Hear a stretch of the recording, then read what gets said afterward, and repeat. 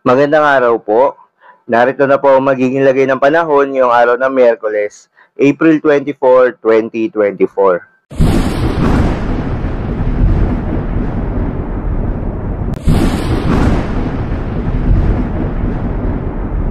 Sa kasalukuyan na tayong sa pag-asa, maulan na panahon ang iiral sa malaking bahagi ng Mindanao sa susunod na 2 araw dahil sa tinatawag na Intertropical Convergence Zone o ITCZ.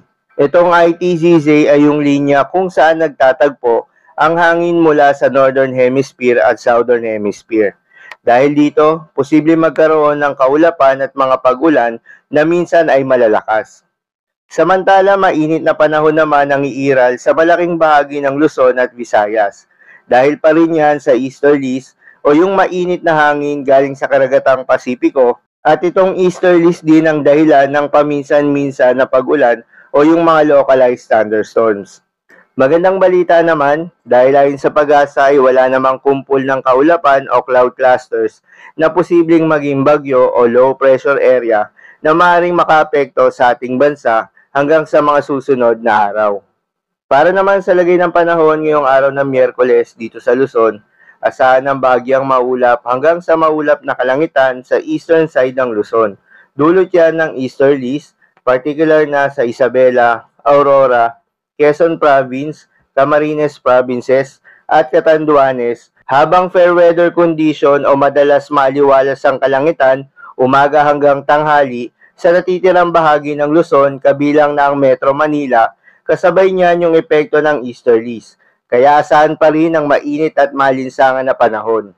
Pagsapit naman ng hapon at gabi, posible ang makulimlim na panahon sa ilang bahagi ng Luzon at sinasamahan ng mga isolated rain showers or localized thunderstorms. Para naman sa bahagi ng Palawan, iiral ang bahagyang maulap at minsang maulap na kalangitan. Pagsapit ng hapon, mataas naman yung tsansa ng mga localized thunderstorms o yung pulo-pulong pagkidlat, pagkulog. Samantala sa Kabisayaan, asahan yung bahagyang maulap at minsang maulap na kalangitan sa umaga hanggang sa tanghali. Ngunit pagsapit ng hapon at gabi ay kukulimlim, particular na sa eastern portion ng Visayas. Asahan rin yung pulo-pulong mga pag-ulan na nagtatagal ng 1 hanggang 2 oras na bahagyang epekto ng ITCZ plus epekto ng easterlies.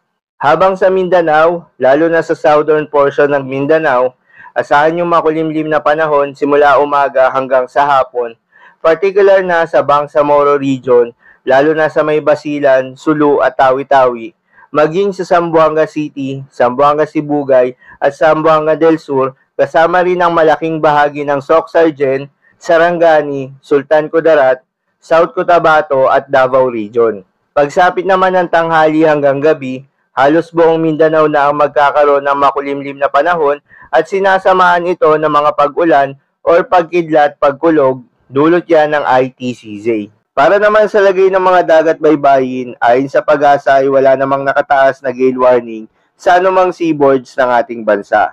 Kaya naman malayang makakapamalaot yung mga kababayan nating mangingisda, pati na rin yung may mga maliliit na sasakyang pandagat.